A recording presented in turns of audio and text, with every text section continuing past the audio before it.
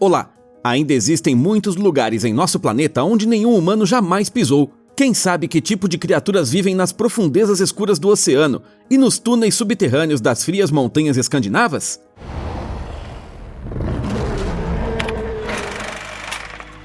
Uma garotinha chamada Nora Tideman e seu pai, Tobias, estão escalando um penhasco no vale montanhoso de Honsdalen, na Noruega. Para ver os lendários Picos de Troll, eles precisam suar muito. De repente, a Nora escorrega e cai por alguns metros. O equipamento de segurança a salva da morte. Hey, Tiny, are you coming? You gonna hang there all day? I'd worry about yourself, you old fossil. Mas a garota corajosa se ajeita rapidamente e alcança o pai no topo. O Tobias recorda que sua filha, quando era pequena, gostava muito de um conto de fadas sobre os Trolls, criaturas cuja carne é feita de terra e pedras, o coração feito de neve e os ossos feitos de gelo. 13 desses gigantes celebraram alegremente um casamento durante a noite toda e esqueceram da hora. Como eles saíram das trevas, a luz é mortal para eles. Portanto, com os primeiros raios de sol, eles se transformaram nesta montanha. A Nora não acredita mais em contos de fadas infantis, mas seu pai respeita as lendas antigas. You have to believe in something to see it. Can you see them, Nora? Ele sugere que a garota imagine por um segundo que tudo realmente aconteceu e depois olhe para a montanha novamente. A Nora segue o conselho de seu pai e os rostos das estátuas de pedra, para sempre aprisionados nos picos das montanhas, começam a aparecer diante dela. 20 anos se passam. A Nora está cavando o chão com uma pá em uma praia. Eles estão procurando dinossauros na Noruega, como parte de uma expedição arqueológica. Já se passaram 6 meses, mas os resultados ainda são inexistentes. O líder está pronto para desistir, pois o financiamento foi cortado, mas a garota teimosa quer continuar cavando, porque sente que eles estão perto de uma descoberta. Ela relembra os ensinamentos do pai, que dizia para não perder a fé nos momentos difíceis. De repente, sua pá atinge algo duro. Uma mandíbula com fileiras de dentes aparece na terra escura. A equipe comemora a descoberta de um enorme crânio de dinossauro e corre para pegar as ferramentas. Enquanto isso, em outra parte da Noruega, uma ferrovia que passará por dentro de uma montanha está sendo construída. Para fazer isso, os empreiteiros cavam um túnel usando uma grande quantidade de explosivos. Ativistas do meio ambiente protestam contra essa grave interferência na paisagem natural. No entanto, isso não impede os responsáveis de ativar mais um detonador. A terra treme com a poderosa explosão. Os funcionários entram no túnel para verificar o resultado, mas as paredes começam a tremer inesperadamente. Pedras caem sobre as cabeças dos homens. Eles tentam escapar, mas acabam morrendo soterrados. A atividade sísmica incomum é imediatamente detectada pelas forças armadas norueguesas. Um avião de reconhecimento voa até as montanhas e as imagens do local são mostradas à primeira-ministra.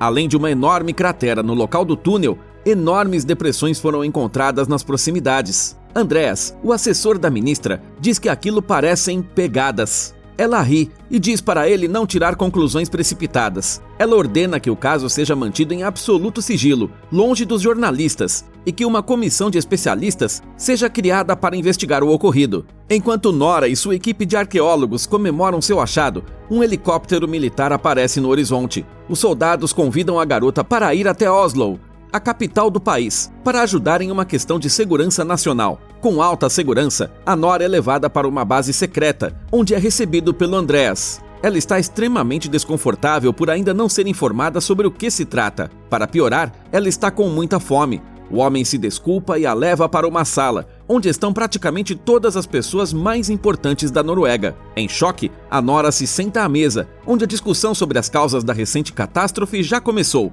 Não está muito claro por que a paleontóloga foi levada para lá. Afinal, os dinossauros morreram há muitos milhões de anos. Os geólogos estão tentando explicar que os estranhos buracos no solo são uma reação em cadeia causada pela explosão, que causou desmoronamentos nas rochas. A Nora os interrompe, pensando que aquilo é algum tipo de piada de mau gosto. A primeira-ministra pede que ela se explique. Everyone sees their footprints, right? A paleontóloga acredita que um enorme monstro está à solta pela Noruega. Alguns dos presentes riem da hipótese. Nesse momento, entra na sala uma programadora chamada Sigrid, que hackeou o telefone de um dos ativistas e encontrou um vídeo do incidente. Ela exibe na tela a gravação da explosão e de pessoas fora do túnel tentando escapar de enormes pedras que voam em sua direção. Mesmo assim, os cientistas continuam defendendo a teoria da explosão de gases subterrâneos. A Nora pede para reproduzir o vídeo novamente. Ela ouve claramente os sons de um animal rosnando e, ao pausar a imagem, vê o braço e a perna de uma criatura gigante. Enquanto isso, em uma casa solitária em um vale montanhoso, um casal de idosos toma chá tranquilamente. De repente, o cachorro deles começa a latir freneticamente e a casa treme, como em um terremoto. Eles conseguem entrar no porão para escapar. O cachorro, assustado, se esconde no canil e a eletricidade acaba. Quando os idosos saem do esconderijo, eles veem que não sobrou quase nada de sua casa. É como se tivessem passado por cima dela com uma enorme escavadeira. A casa do cachorro ficou intacta. Na reunião secreta, eles ainda não sabem sobre esse incidente e continuam discutindo o desastre. A Nora insiste que a filmagem mostra um hominídeo, ou seja, uma criatura com 2 braços e 2 pernas. Ela não é levada a sério, afinal, isso seria um monstro tipo os dos filmes, da altura de um arranha-céu, como o King Kong. A paleontóloga perde a paciência e pergunta se o governo tem algum plano. Are we just gonna sit on our asses discussing theories, or are we gonna take action? Miss, please, restrain yourself. Ela diz que está disposta a pausar a escavação e voar até o local do incidente para investigar os rastros. A primeira-ministra concorda com a sugestão da Nora e a nomeia conselheira científica. O Andreas a acompanhará e juntos eles voarão para a vila, onde a casa foi destruída recentemente. No helicóptero, o assessor fica agitado, pois tem medo de altura. Para se distrair, ele pergunta para a Nora como ela se formou paleontóloga. A menina conta que passou a infância em meio à natureza e que seu pai, que estudava mitologia, incluiu nela um amor pelos antigos contos de fadas e lendas. Faz sentido que, quando a Nora cresceu, ela começou a procurar monstros de verdade debaixo da terra. Sua mãe morreu quando ela tinha 10 anos e seu pai, com o passar do tempo, começou a perder o contato com a realidade. Eles não se veem há muito tempo. O Andreas revela que quer se tornar um escritor e está animado com a possibilidade de ver algo sobrenatural. Nesse momento, a Nora para de escutá-lo. Ela vê as ruínas da casa lá embaixo e fica de queixo caído. Como já é mais difícil atribuir isso a uma explosão de gases subterrâneos, os soldados isolaram o território. O capitão Christopher mostra mais pegadas que saem das montanhas, atravessam o rio e entram no vale. Depois de 3 quilômetros, elas desaparecem misteriosamente. Eles vasculharam tudo ao redor, mas não encontraram nada. A Nora entrevista as únicas testemunhas, mas elas não conseguiram ver a criatura por causa da escuridão. Foi como se uma montanha se movesse sobre eles, escurecendo o céu. Os idosos ainda não se recuperaram do acontecido, mas a mulher se lembra de um uivo alto, parecido com uma canção triste e penetrante. Depois disso, a garota examina cuidadosamente o dano causado e segue as pegadas da criatura, que espalhou tudo em seu caminho. Ela sente um cheiro estranho e pungente, que ela considera hipernatural. A Nora entra em uma das pegadas gigantes e tenta encontrar sinais de criaturas vivas usando luz ultravioleta. No entanto, tudo está incrivelmente limpo lá dentro, e não há nada além de terra e rochas.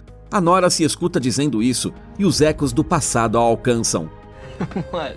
Forget about it. It's just some old rhyme. Ela pede para ser levada até onde as pegadas terminam. Eles saem voando em um helicóptero, tentando entender onde aquela coisa gigantesca foi parar. O termovisor mostra apenas montanhas ao redor, e não há onde se esconder. A Nora faz anotações em seu caderno e se dá conta que a única opção que resta para a criatura é a camuflagem. Mesmo sem querer, ela percebe que está novamente pensando nos velhos mitos e em seu pai. Ela pede que a levem até ele. Logo, eles pousam e se aproximam cuidadosamente de uma cabana isolada no sopé de umas colinas. It's better if I do all the talking. Staying here! I won't go back there! O Tobias reconhece a filha e abaixa a espingarda. A Nora se desculpa, dizendo que tinha muitas coisas para fazer e por essa razão não tem visitado o pai. O Christopher quebra a trégua ao aparecer com uma arma em punho, mas a garota novamente acalma os homens armados. O Tobias concorda em deixar os convidados entrarem e em vestir uma calça. As paredes de sua casa estão cobertas de notas e recortes de jornais sobre várias ocorrências sobrenaturais nas montanhas e teorias da conspiração. A filha mostra cautelosamente ao velho o vídeo do incidente e as fotos das enormes pegadas. Isso não surpreende nem um pouco o Tobias, que só fica indignado com o fato das escolas não ensinarem sobre os Trolls que vagavam pela Noruega 1000 anos atrás. A Nora argumenta com seu pai que, se isso fosse verdade, os arqueólogos teriam encontrado seus restos mortais há muito tempo. Ela pede para ele não meter os contos de fadas nisso, mas o Tobias insiste que as evidências são escondidas das pessoas. Ele próprio foi internado em um hospital psiquiátrico quando quase revelou toda a verdade. Devido à propagação do cristianismo na Noruega, a existência de trolls e personagens do folclore foi varrida para debaixo do tapete. Para piorar, foram escritos novos contos, nos quais os trolls são retratados como monstros burros, malvados e mesquinhos, embora na realidade eles são como os humanos. A Nora pede ajuda simplesmente para descobrir para onde a criatura foi, pois ninguém conhece as montanhas melhor do que seu pai. O Andreas ouve interessado as teorias do cientista louco. O Tobias mete suas coisas na mochila e eles saem voando para o local. Depois de explorar o rastro da criatura, o velho sugere que ela pode ser uma troll fêmea, uma Geiger. Além dele, ninguém sequer ouviu essa palavra. Ele pede para pousar a aeronave e começa a correr freneticamente pelas colinas com um mapa nas mãos. A Nora conta para os outros que ele sempre foi excêntrico, mas com a idade, enlouqueceu completamente e perdeu o emprego. Ela lamenta que não foi possível curá-lo. Enquanto isso, o Tobias percebe que as informações dos mapas não são corretas. Ele está feliz que ele e a filha estão viajando juntos novamente, como nos bons e velhos tempos. A garota, pelo que parece, ainda está chateada com o pai e não quer fazer as pazes. De repente, o cheiro forte atinge o nariz dela novamente. Um bloco de pedra que não estava nos mapas olha diretamente para a Nora com seu enorme olho. Papa?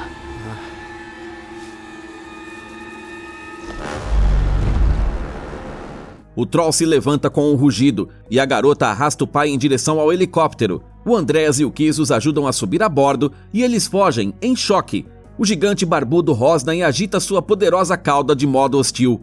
O vídeo do troll é mostrado imediatamente à primeira-ministra e seu conselho. O Tobias e a Nora são conectados com o governo e, para que sejam levados a sério, a Nora pede ao pai que não use a linguagem dos contos infantis.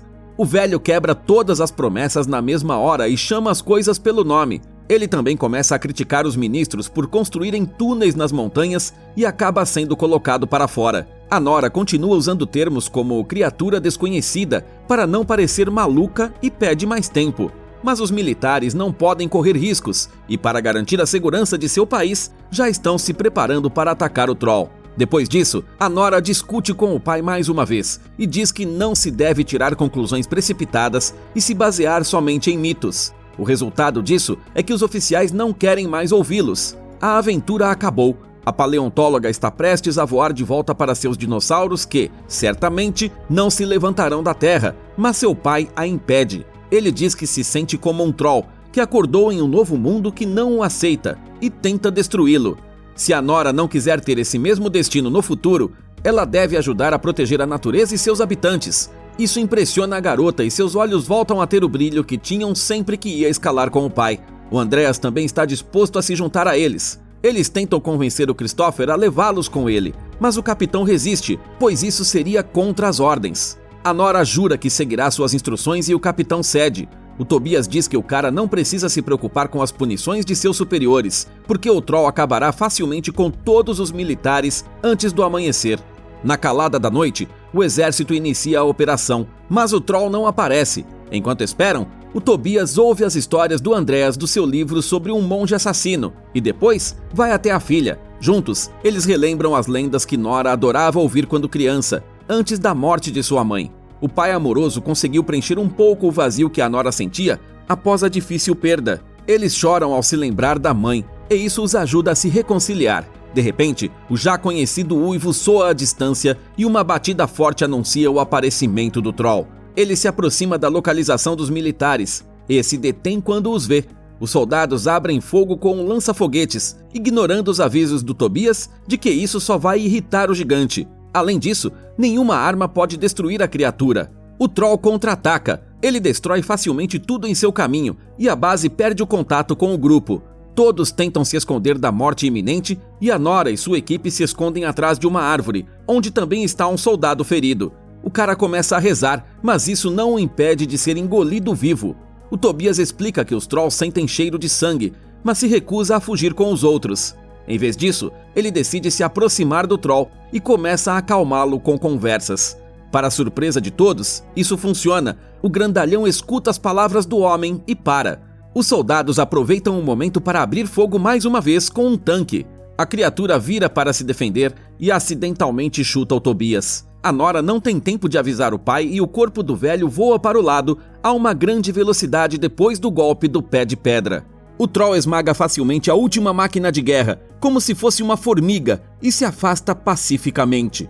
A Nora corre para o pai, que antes de morrer, diz as palavras palácio, rei e casa, e pede para a filha não deixar de acreditar. O Tobias morre e sua filha chora desesperadamente pela perda. De volta à base, a Nora lê as anotações de seu pai para esquecer a dor e encontrar uma solução. Ela adormece à mesa e, pela manhã, o Andreas e o Chris a acordam.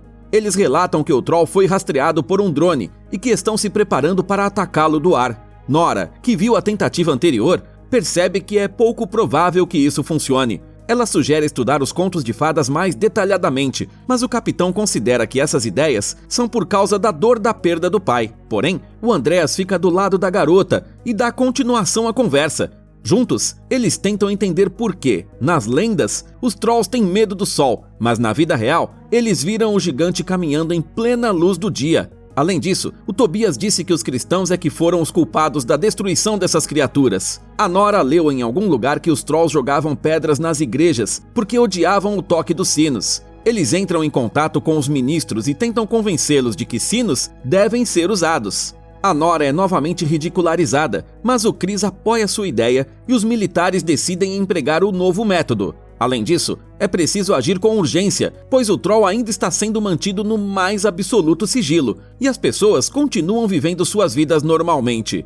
É um dia normal em um parque de diversões infantil, e os presentes nem suspeitam da aproximação do monstro.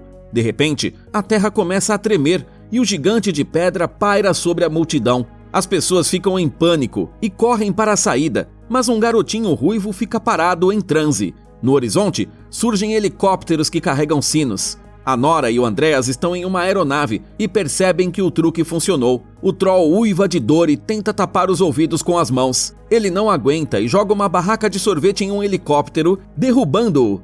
A aeronave cai sobre edifícios e incendeia o bosque. Logo depois, outro helicóptero é abatido e um terceiro helicóptero quase cai sobre o garotinho e seu pai. Mas o Troll percebe isso e o salva da morte, agarrando a aeronave que estava caindo sobre eles. O Christopher leva os soldados sobreviventes embora, com as mãos abanando. Desta vez, as imagens da criatura mitológica aparecem em todo o mundo. They don't even know what kind of creature they're dealing with. It just really scared me. A rota do gigante passa bem pela capital, Oslo, e é preciso protegê-la a todo custo. Apesar do plano de Nora ter fracassado, os sinos surtiram efeito. A garota tenta convencer a primeira-ministra a investigar melhor os motivos do Troll, mas acaba sendo afastada da missão. Eles continuarão tentando destruir a ameaça. Na saída da base, o Chris alcança Nora e a elogia por seu profissionalismo. Ele também acredita que as autoridades estão cometendo um erro fatal e pede que a garota o avise caso precise de algo. Enquanto isso, os líderes militares discutem a possibilidade de usar uma arma experimental que ainda não foi oficialmente aprovada para uso. A primeira-ministra fica zangada por ainda não ter sido informada sobre isso. Seu assessor alerta que é uma péssima ideia. Ele é convidado a deixar o local. O Andreas fica ofendido com isso e pede demissão. Ele vai atrás da Nora. Ele diz que Oslo está prestes a ser evacuada e, portanto, eles devem agir rapidamente. A primeira-ministra faz um pronunciamento ao povo da Noruega, declara estado de emergência e pede às pessoas que não resistam às medidas do governo. A Nora e o Andreas ficam presos no trânsito. A garota continua revirando as anotações do pai. O Tobias mencionou um homem chamado Sinding. O Andreas se dá conta de que se trata do alto oficial do Palácio Real. Ao lembrar que Tobias falou sobre o palácio antes de sua morte, a Nora pede para dar meia volta e ir direto para lá. O Andreas usa seu passe para passar pelo cordão de isolamento, mas os documentos não funcionam com os guardas do palácio, que recebem os intrusos com rifles carregados. O Sinding vai até eles. Ele não se lembra do Andreas, mas reconhece os olhos familiares da Nora. I assumed that someone would show up eventually. I can't say I'm surprised that it was a child of Tiedemann's. Ele lembra do Tobias e diz que ele era teimoso feito uma mula. Depois, ele conduz a dupla até o porão. Há 100 anos, o palácio foi construído sobre outra residência real, o que consideravam que daria muita sorte. Mas 12 anos atrás, o incansável Tiedemann descobriu a existência de um palácio subterrâneo. Por causa disso, ele teve que ser mandado para um hospital psiquiátrico. O Sinding pede desculpas a Nora por essa medida. A garota não aceita o pedido de desculpas. Pouco depois, os restos mortais do Rei Troll e sua família aparecem diante dos olhos dos visitantes. What happened? An ambush. It was a massacre. Quando Olavo, o Santo, o rei dos homens, cristianizou a Noruega, ele eliminou tudo que fosse incompatível com a nova fé. Eles também mataram as crianças, poupando apenas uma delas, que foi levada para longe, nas montanhas. Lá, eles a trancaram em uma caverna profunda e a deixaram para morrer. A Nora se dá conta que o herdeiro do Rei Troll está voltando para casa, para seu palácio. Então, ela ilumina os ossos com luz ultravioleta e eles começam a se decompor. Ela e o Andreas percebem que os Trolls só andavam em dias nublados e que nunca foram expostos à luz solar direta. O assessor diz que eles não conseguirão controlar o sol, mas a Nora tem um plano. O Sinding os leva até a garagem do palácio, de onde a garota liga para o Christopher. Eles querem tirar o gigante do centro da cidade e atraí-lo para uma armadilha. Enquanto isso, o Troll já chegou à capital, onde causa uma destruição cada vez maior. Os soldados tentam, sem sucesso, retardar seu avanço. A primeira-ministra ordena o uso da arma experimental. A Sigrid vê um general se preparando para digitar um código secreto para bombardear Oslo. Ela informa o Andreas sobre isso, e o cara pede para a programadora hackear o sistema e desacelerar o processo de algum jeito. O Chris ativa o sistema de alerta de emergência da cidade, e seus colegas soldados se reúnem em um só lugar para preparar a armadilha. A Nora e o Andreas pegam um dos crânios de Troll e o colocam na traseira de sua caminhonete. Eles estão se preparando para ir até o Troll, mas o avião com o míssil de destruição em massa já está voando na direção dele. O piloto puxa a alavanca, mas a arma não funciona. A Sigrid conseguiu evitar a destruição da cidade. A Nora e o Andreas dão um suspiro de alívio, mas a garota começa a duvidar de si mesma de uma hora para outra. Será que ela finalmente ficou louca como o pai? Completely nuts. In a world gone mad, then only the crazy can be sane. O Andreas consegue animá-la e eles partem em direção ao gigante. O Troll já chegou à rua que leva diretamente ao palácio, e o Sinding fica surpreso. O Andreas mostra o enorme crânio para o Troll. Ele fica furioso e tenta alcançar os restos mortais de seu parente morto. A Nora liga para o Chris, mas ele diz que precisa de mais tempo. O capitão sobe em um caminhão e estimula os soldados com um discurso inspirador. Eles devem mostrar toda a sua coragem. Afinal, o monstro que vem em sua direção é realmente assustador. A Nora e o Andreas continuam avançando pelas ruas noturnas de Oslo e, no processo, deixam o crânio cair no caminho. Eles dão a volta, mas só tem tempo de ver o triste Troll recolhendo os restos do bebê com a cabeça quebrada. Ele uiva tristemente e, de repente, vê seu reflexo no vidro de um arranha-céu. O gigante estende a mão para tocar a imagem, que lhe parece uma alma gêmea. O vidro se estilhaça, assustando o gigante. A caveira escorrega de sua mão e se estilhaça em 1000 pedaços. Um rugido ensurdecedor e triste preenche a capital. He has nobody. The last one of his kind. O Troll vê o carro da Nora e do Andreas e sua dor se transforma em raiva. Pronto para se vingar do povo que assassinou sua família, o gigante avança. Ele nem nota a enorme ponte à sua frente e a destrói sem dificuldade. A Nora consegue escapar e pisa fundo no acelerador, levando o Troll para a periferia. Enquanto isso, os militares descobrem de onde vem a interferência. A Sigrid é pega em flagrante. Eles tomam seu computador e ordenam a retomada do ataque. A Nora e o Andreas chegam à armadilha do Chris, mas precisam pular da caminhonete para evitar serem esmagados. O Troll tenta pisar na Nora, mas as luzes e buzinas dos caminhões que se posicionam ao redor do gigante o distraem. As máquinas apontam dezenas de lâmpadas ultravioleta para o Troll, que fazem a criatura começar a soltar fumaça e recuar. Nesse momento, os bombardeiros já estão apontando a mira para o Troll, mas notam que há civis ao seu redor. O militar informa a central de comando e o general ordena que o lançamento seja cancelado. No entanto, um dos ministros continua insistindo no uso de armas. Ele não se importa com as vítimas.